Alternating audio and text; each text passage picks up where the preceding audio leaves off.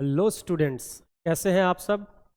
आशा करते हैं अच्छे होंगे। दोस्तों, आप सभी का आदित्य क्लासेस पटेल नगर पटना में एक बार फिर से बहुत बहुत स्वागत है। फ्रेंड्स, जैसा कि आपको पता है कि पिछले कुछ वीडियोज से हम अकाउंटिंग टर्म्स को कवर कर रहे हैं, तो आज भी हम जो अकाउंटिंग टर्म्स के बचे हुए टर्म्स हैं उनको डिस्कस करेंगे। तो चलिए इस वीडियो को स्टार्ट करते हैं। तो हमारा सबसे पहला टर्म है रिसीट।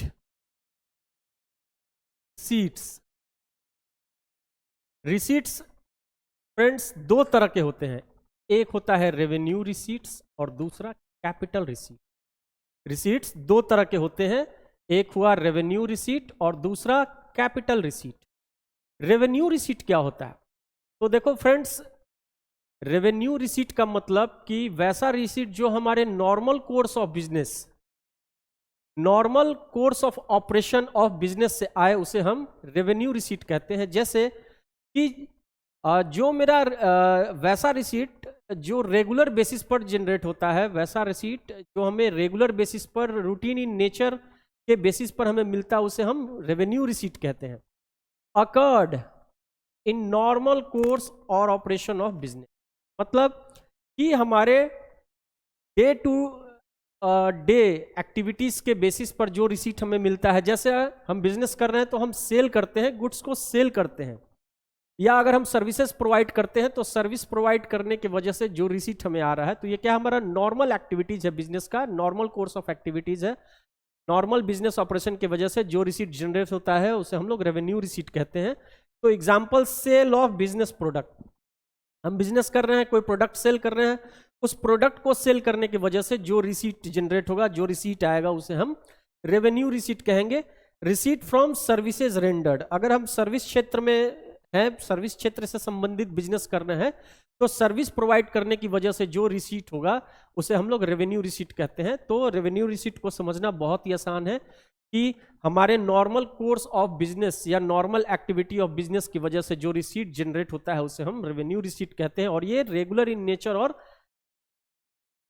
रूटीन इन नेचर होता है। वहीं पर कैपिटल रिसीट जो होता है, occurred by other than business operation, मतलब कैपिटल रिसीट जो होता है वो बिजनेस ऑपरेशन की वजह से जनरेट नहीं होता है। ये हमारा रेगुलर बेसिस पर जनरेट होने वाला रिसीट नहीं होता है, बल्कि इंसिडेंटल टू द बिजनेस होता है। इंसिडेंटल टू द बिजनेस, यानी कि इंसिडेंटल कहने का मतलब कि बिजनेस में अचानक कैपिटल रिसीट जनरेट होता है, रेगुलर बेसिस पर नहीं होता है। जैसे money received from sale of machinery, मान लो मशीनरी को या प्लांट को, कोई एसेट्स को सेल करने की वजह से कोई रिसीट जनरेट हुआ, वो हमारा कैपिटल रिसीट कहलाएगा। दोस्तों, हम बिजनेस में एसेट्स जो है वो बेचने के लिए नहीं खरीदते हैं, उसे बेचने के लिए नहीं खरीदते हैं, बल्कि बिजनेस में एसेट्स यूज करने के लिए खरीदा जाता है। And it is not held for resale in the business, and any receipt generated from sale of assets is called capital receipt, and capital receipt is incidental to the business and it is not generated from the normal activities of the business। ये revenue nature का नहीं होता है, regular basis पे नहीं होता है, incidental, अचानक हो जाता है। हमें मशीनरी बेचने की जरूरत पड़ गई, तो मशीनरी को बेचने से जो पैसा आएगा उसे कैपिटल रिसीट कहा जाता है। आइए,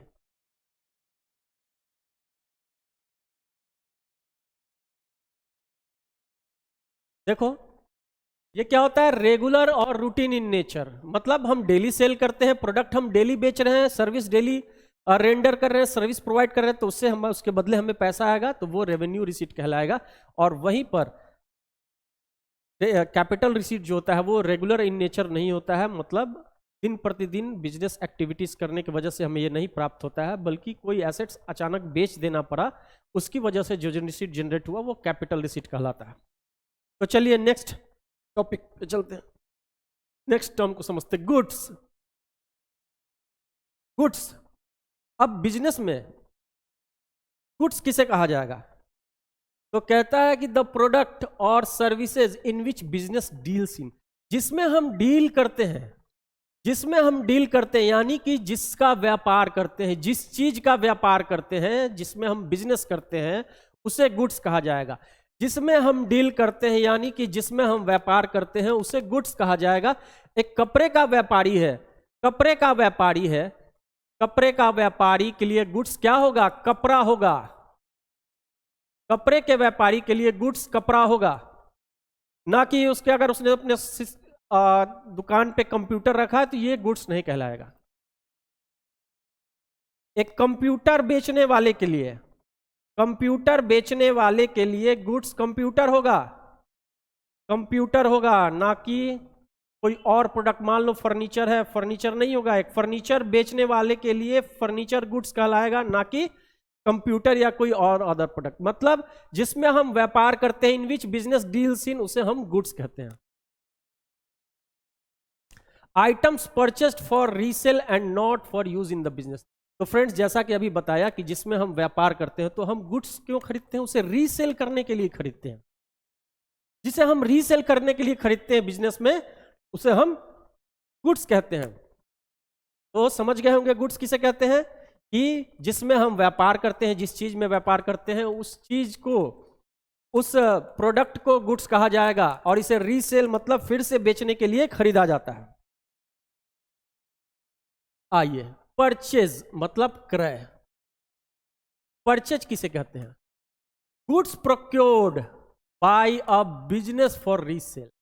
कोई भी गुड्स जो बिजनेस में बेचने के लिए खरीदी जाती है उसे परचेस कहा जाएगा।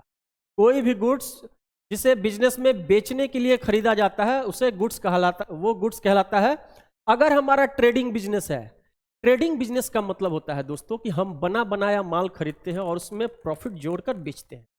ट्रेडिंग बिजनेस का मतलब कि हम बना बनाया माल खरीदते हैं और उसे रीसेल करते हैं अपना प्रॉफिट ऐड करके। इसमें हम क्या करते हैं? फाइनल गुड्स, बना बनाया माल खरीदते हैं, फाइनल गुड्स खरीदते हैं। वहीं पर अगर हम मैन्युफैक्चरिंग बिजनेस करते हैं तो वहां गुड्स क्या होगा? रॉ मटेरियल, रॉ मटेरियल यानी कि कच्चा माल। अगर हम कोई प्रोडक्ट बनाते हैं, मैन्युफैक्चरिंग बिजनेस में है, तो हम क्या करेंगे? सबसे पहले कच्चे माल को खरीदते हैं, उसको प्रोसेस करते हैं और फिनिश गुड्स बना के फिर उसमें प्रॉफिट ऐड करके बेचते हैं। तो परचेस का मतलब क्या हो गया? कि कोई भी गुड्स प्रोक्योर्ड किया गया रीसेल के लिए, मतलब बिजनेस में रीसेल किए खरीदा जाने वाला जब हम खरीदेंगे तो उसे परचेस कहते हैं। ट्रेडिंग बिजनेस के लिए बना बनाया माल खरीदते हैं, और अगर हमारा मैन्युफैक्चरिंग बिजनेस है तो हम उसमें कच्चा माल खरीदते हैं।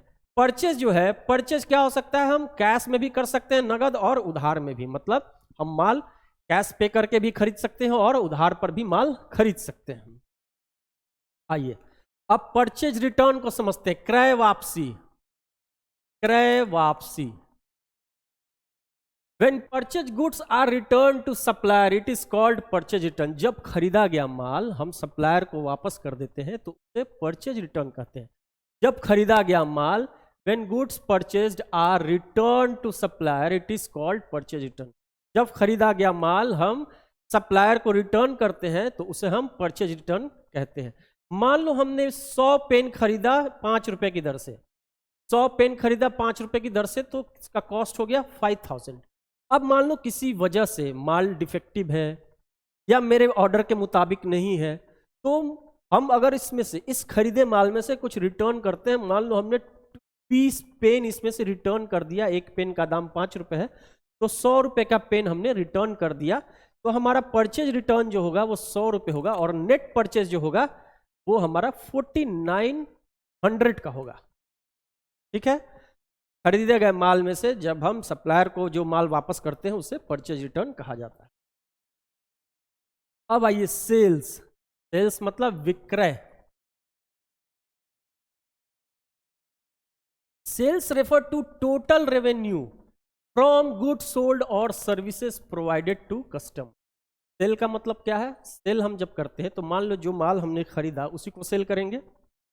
जो गुड्स हमने बताया कि गुड्स जिसमें हम डील करते हैं, goods are purchase for resale in the business, तो जो माल हमने खरीदा उसे परचेस कहते हैं। और जब इस खरीदे हुए माल को हम बेचते हैं और उससे जो रेवेन्यू जनरेट होता है, या अगर कोई सर्विस प्रोवाइड कर रहे हैं तो सर्विस प्रोवाइड करने की वजह से जो भी रेवेन्यू जनरेट होगा उसे हम सेल्स कहेंगे। Sales refer to total revenue, मतलब सेल्स किसे कहेंगे? जो टोटल रेवेन्यू हमारा आएगा। कैसे आएगा? गुड्स को सोल्ड करने की वजह से, सेल करने की वजह से या सर्विसेज प्रोवाइड करने की वजह से किन को, कस्टमर्स को। सेल्स भी कैश सेल्स, और मतलब हम माल जो है वो उधार पर भी बेच सकते हैं और नगद पर भी बेच सकते हैं। कैश में भी both in cash and credit. Sales जो है हम वो उधार भी बेच सकते हैं और नगद भी बेच सकते हैं। चलिए, sales return, when sold goods are returned from customer it is called sales return. जब बेचे गए माल में से कस्टमर कुछ माल वापस कर दे तो हम सेल्स रिटर्न कहते हैं। जब बेचे गए माल में से कस्टमर जो माल वापस कर देता है उसे हम सेल्स रिटर्न कहते हैं। जैसे मान लो कि 100 nos of pen sold at the rate of 10 each.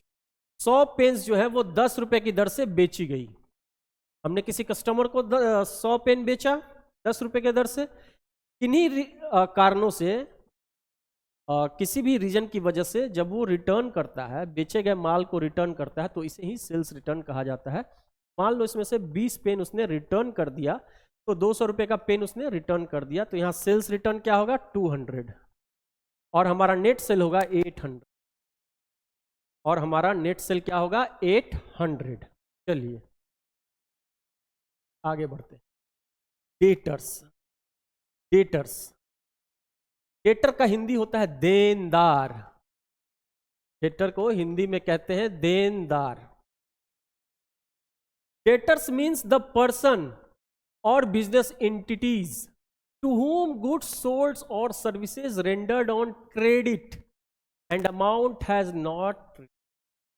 कहता है कि डेटर्स वैसे व्यक्तियों को या बिजनेस संस्थाओं को कहा जाता है जिनको हमने माल उधार पर बेचा है या सेवाएं उधार पर उपलब्ध कराई हैं।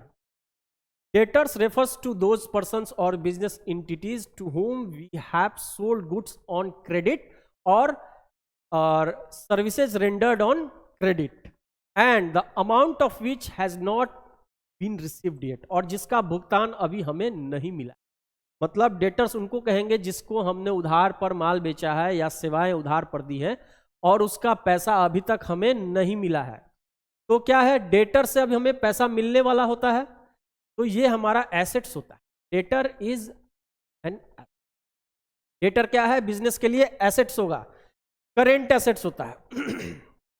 तो समझ गए होंगे डेटर्स को कि वो व्यक्ति या वो बिजनेस एंटिटीज जिनको हमने उधार पर माल बेचा है और जिनसे अभी हमें पैसा प्राप्त नहीं हुआ है, उन्हें हम डेटर्स कहते हैं।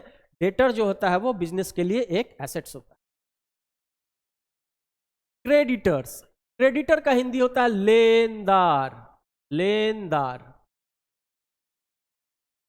it refers to those persons or business entities, it refers to those persons or business entity from whom goods purchased or services received on credit and amount is still to be paid। Debtor का ठीक उल्टा creditor, वैसे व्यक्ति या business entity जिनसे हमने उधार पर माल खरीदा है, वैसे व्यक्ति या बिजनेस एंटिटी जिनसे हमने उधार पर माल खरीदा है और जिसका भुगतान अभी नहीं किया गया है, भुगतान करना बाकी है, मतलब हमको पे करना है। तो क्रेडिटर जो है, क्योंकि हमें भुगतान पे करना है, तो क्रेडिटर जो है वो बिजनेस के लिए लायबिलिटी होता है, यानी कि देयधन बिजनेस के लिए लायबिलिटी होती है। तो डेटर्स को समझ लिया, तो क्रेडिटर को समझना बिल्कुल ही आसान है कि जिनसे हमने उधार पर माल खरीदा है या कोई सेवा ली है और जिसका भुगतान अभी नहीं किया गया है, वो क्रेडिटर कहलाता है। चलिए अब बात करते हैं डिस्काउंट। देखिए, डिस्काउंट का मतलब आप सबको पता है, छूट।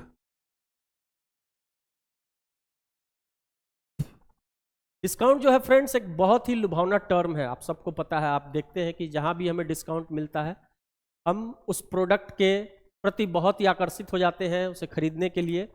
तो बिजनेस में छूट दिया जाता है। Rebate given by seller to the buyer, rebate का मतलब भी छूट होता है। कि जब डिस्काउंट किसे कहते हैं, कि अपने प्रोडक्ट पे जब सेलर बायर को कोई छूट देता है, अपने प्रोडक्ट पे जब सेलर बायर को कोई छूट देता है तो उसे रिबेट कहते हैं, यानी कि डिस्काउंट कहते हैं। डिस्काउंट दो तरह का होता है, ट्रेड डिस्काउंट और cash discount.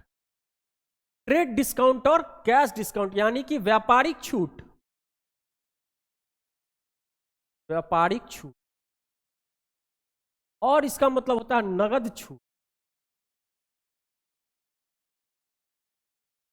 Friends, trade discount जो होता है वो बायर को और गुड्स परचेस करने के लिए मोटिवेट करने के लिए किया जाता है। ट्रेड डिस्काउंट जब कब दिया जाता है कि बायर और ज्यादा से ज्यादा गुड्स खरीदे, उसे प्रोत्साहित करने के लिए ट्रेड डिस्काउंट दिया जाता है।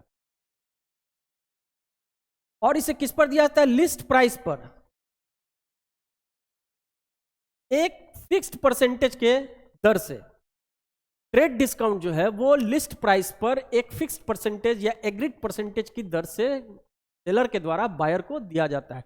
लिस्ट प्राइस कहने का मतलब क्या होता है कि आपने देखा होगा जब भी आप किसी शोरूम में जाते हैं या दुकान पे जाते हैं, किसी शॉप में जाते हैं, किसी शोरूम में जाते हैं, तो वहां देखते हैं कैटलॉग बने होते हैं प्रोडक्ट के। उस कैटलॉग में डिफरेंट प्रोडक्ट्स के प्राइस लिखे होते हैं। तो उस प्राइस पे जो छूट दिया जाता है सेलर के द्वारा बायर को उस समय, उसे ही लिस्ट प्राइस कहा जाता है। तो ये एक निश्चित दर से दिया जाता है ताकि बायर प्रमोट हो, प्रोत्साहित हो, मोटिवेट हो और ज्यादा से ज्यादा परचेस करने के लिए। मान लो 100 रुपीज का कोई प्रोडक्ट है, लिस्ट में, लिस्ट क्या हुआ, बायर ने कहा कि आप अगर 10 प्रोडक्ट खरीदेंगे, 10 से ज्यादा प्रोडक्ट खरीदेंगे तो हम आपको 5% का छूट देंगे। तो क्या होता है कि इस लिस्ट प्राइस पे अगर वो 10 से ज्यादा प्रोडक्ट खरीदता है तो उसे एक निश्चित दर से छूट दी जाती है। कहता है कि not recorded in the books of accounts, rather deducted in invoice और कैश मेमो। दोस्तों, ट्रेड डिस्काउंट जो होता है उसे लिस्ट प्राइस पे छूट तो दिया जाता है लिस्ट प्राइस के बेसिस पर, लेकिन इसे बुक्स में रिकॉर्ड नहीं किया जाता, बल्कि छूट माइनस करने के बाद, लिस्ट प्राइस से छूट माइनस करने के बाद जो प्राइस आता है उसी प्राइस पर इनवॉइस यानी कि बिल बना दिया जाता है। इसे बुक्स में अलग से कहीं नहीं दिखाया जाता। मान लो 100 रुपए का प्रोडक्ट है और हमने छूट दिया 10 रुपए का, यानी कि सीधा जो बिल बनेगा वो 90 रुपए का बनेगा, उसमें अलग से छूट कहीं वर्णित नहीं होगा, कहीं दिखाया नहीं जाएगा। तो ट्रेड डिस्काउंट समझ गए होंगे कि ये बायर को और ज्यादा प्रोडक्ट खरीदने के लिए, गुड्स खरीदने के लिए मोटिवेट करने के लिए दिया जाता है। ये लिस्ट प्राइस पर दिया जाता है एक फिक्स्ड परसेंटेज की दर से या एग्रीड परसेंटेज की दर से, और इसे बुक्स में रिकॉर्ड नहीं किया जाता। वहीं पर कैश डिस्काउंट जो है, मान लो हम सामान बेच दिया उधार पे, डेटर्स उधार पे बेच दिया, जिसको उधार पर बेचा उसे हम डेटर्स कहते हैं। अब वो मेरा डेटर बन गया, इसको भी हमने बेचा, तो कैश डिस्काउंट दिया जाता है कि डेटर जल्दी से पेमेंट कर दे, उसको जल्दी से पेमेंट करने के लिए, प्रोत्साहित करने के लिए दिया जाता है। Allowed to encourage the debtor to make payment promptly. उधार पर बेचे गए माल का भुगतान जल्दी प्राप्त करने के लिए डेटर को एक कैश डिस्काउंट के रूप में लुभावना ऑफर दिया जाता है, जिसे हम कैश डिस्काउंट कहते हैं। और कैश डिस्काउंट को बुक्स में रिकॉर्ड किया जाता है। कैश डिस्काउंट को बुक्स में रिकॉर्ड किया जाता है। तो फ्रेंड्स, आज इस वीडियो को यहीं तक रखते हैं।